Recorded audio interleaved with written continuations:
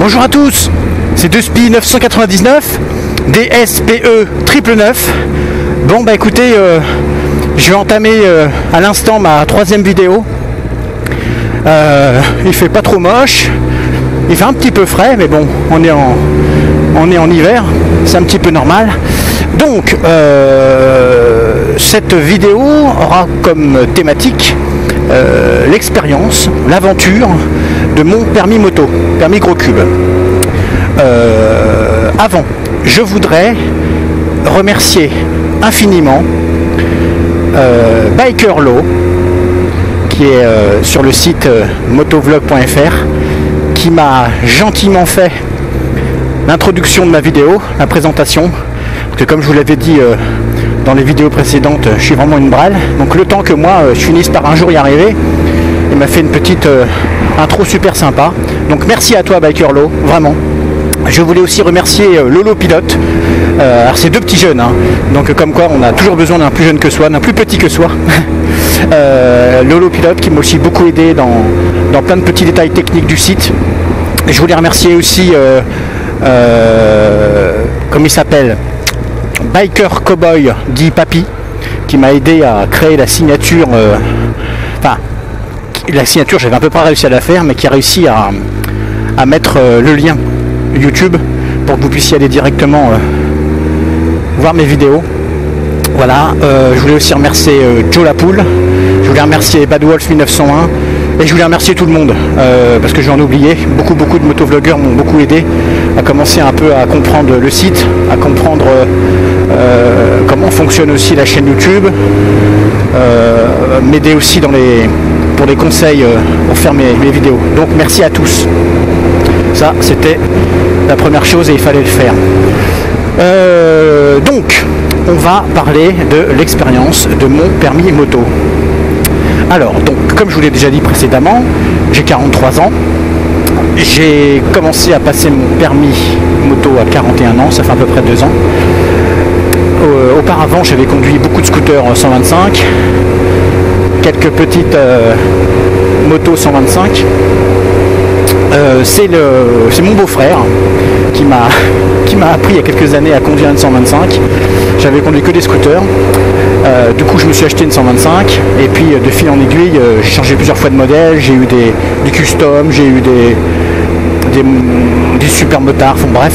Et puis un jour je me suis dit putain, j'ai 41 ans, la vie passe vite, la vie va très vite, j'ai pas envie d'avoir de regrets, donc je vais passer mon permis de moto.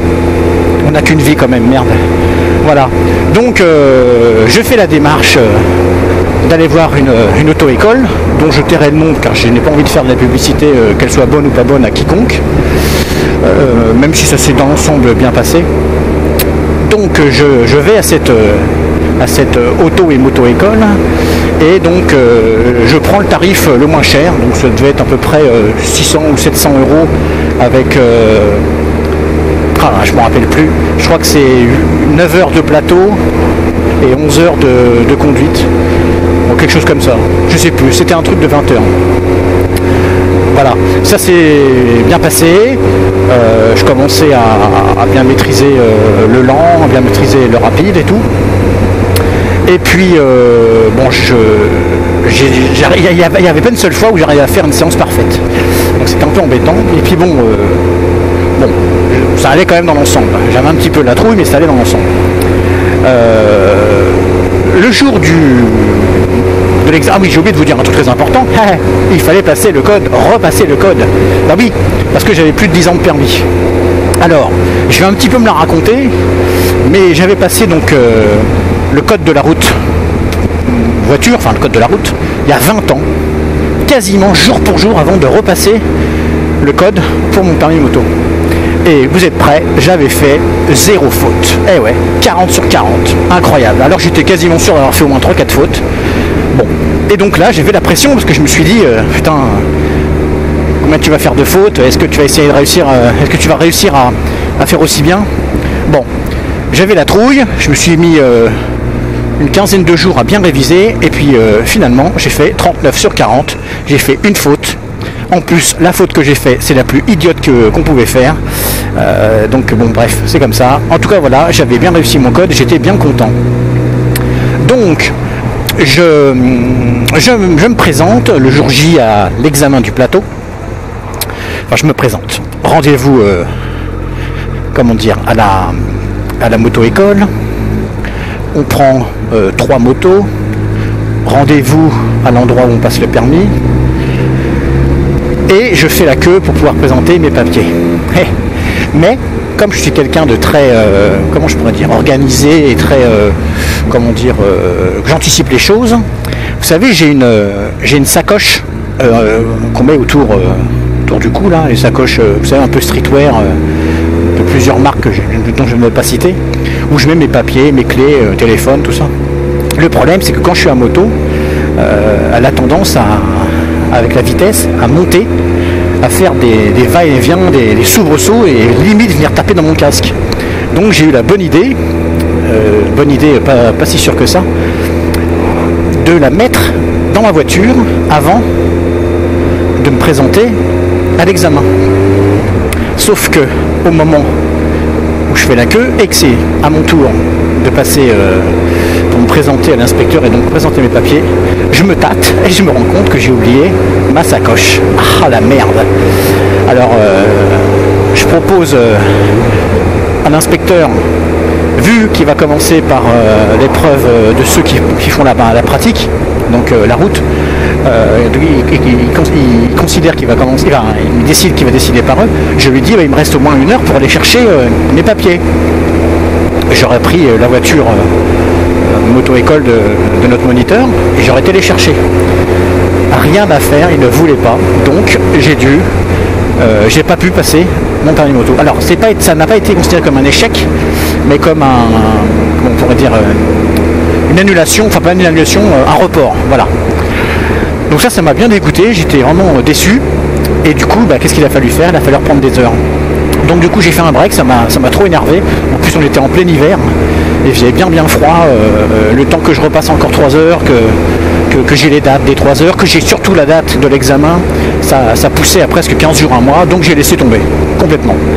Et puis j'ai attendu le printemps et je me suis dit merde, c'est con, t'as bien commencé, tu commences à bien te débrouiller. J'y suis retourné, j'ai repayé des heures, 3 heures, et voilà. Pour moi j'étais complètement prêt. Et sauf qu'une monitrice n'a pas été très sympa avec moi, puisque à l'évitement, vous savez, à l'évitement, il faut passer au moins à 50 km/h, si je dis pas de bêtises. Et moi, j'arrivais à le passer à plus de 60, 62, 63, 64. Je faisais exprès de me mettre cette marge supérieure pour être au moins tranquille, avoir justement cette sécurité, pour être sûr de bien maîtriser l'évitement pour le jour de l'examen.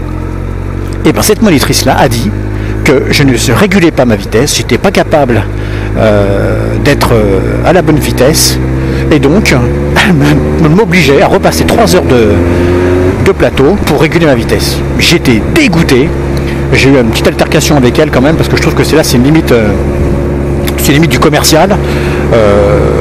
Il n'est pas stipulé une vitesse maximale, il est stipulé une vitesse minimale. Bon, voilà, donc j'ai fermé ma bouche, je me suis dit il vaut mieux parce que sinon je vais pas m'en sortir. Donc j'ai repris 3 heures, j'ai fait le Fayot, j'ai roulé pépère, je passais mes évitements à 47, 48, 53, bon j'ai fait une moyenne de 50 et c'était bon. Donc j'ai eu une date d'examen du plateau, à savoir que je n'avais pas encore fait une seule heure de conduite que du plateau. Donc le jour de l'examen, on nous propose de venir 1 heure avant. Alors il faisait nuit, pour s'exercer un petit peu. J'arrivais à rien du tout. Le stress peut-être, je tremblais des jambes, bref, rien du tout. Je faisais tout tomber. Je faisais le lent, je le faisais en 18 secondes. Enfin bon bref, à l'arrivée au fond du lent, vous savez le demi-tour, j'y arrivais pas. Enfin bon, je me suis dit c'est foutu, je vais jamais y arriver.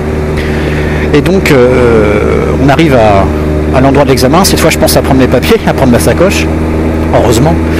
Et donc on a une dame, une inspectrice très gentille, très joviale, très rigolote, tout tout le contraire de l'inspecteur que j'avais, qui était vraiment, excusez-moi de le dire, mais un gros con, fermé, froid, pas sympa du tout. Et là, du coup, ça m'a complètement, comment dire, ça m'a complètement ouvert, ça m'a déstressé. Je me suis senti super bien. Et je me suis dit, allez, mon petit de spi, tu vas tout cartonner. Je passe dans les derniers. Voilà, donc je stresse, mais ça va quand même pas trop mal. Et puis j'arrive à mon tour, gendarmerie, ça arrive à mon tour. Et puis comment ça s'appelle, je me rappelle plus, j'ai un trou de mémoire. La première épreuve qu'on passe là, donc il y a la manœuvre moto, ça c'est bon. La deuxième c'est les questions techniques, voilà c'est ça. Donc pareil, A, et puis j'arrive au plateau, au Lan. Alors là je stresse à mort, première fois. Je passe, boum, je pose le pied. Merde, oh putain, dégoûté. Je fais, allez, tu te reprends, tu vas y arriver. Hop, je repasse. Je passe les portes, les fameuses portes. Ça se passe bien. Je le passe en 23, je fume. Bon, je suis dans les temps. J'arrive à mon demi-tour, tout se passe bien. Je reviens. Je prends la monitrice sur la moto pour le retour avec le passager. Et là, qu'est-ce que je fais pas? Le stress, je trempe des jambes, je tape très fort avec mon rétroviseur dans le piquet droit. Bon, je me dis, ça y est, c'est foutu. Ça sera ma deuxième faute et on n'en parle plus. Et heureusement, le poteau, il a valdingué dans tous les sens. Il a, comment dire, il a bougé, quoi. Sauf que le socle, le support est resté pile poil à l'endroit où il était. Donc, c'était bon. Waouh, j'ai été super content. Je fais, il y a peut-être quelqu'un au-dessus de moi qui me regarde et qui pense à moi. Attention, parce que, putain, avec mes lombaires.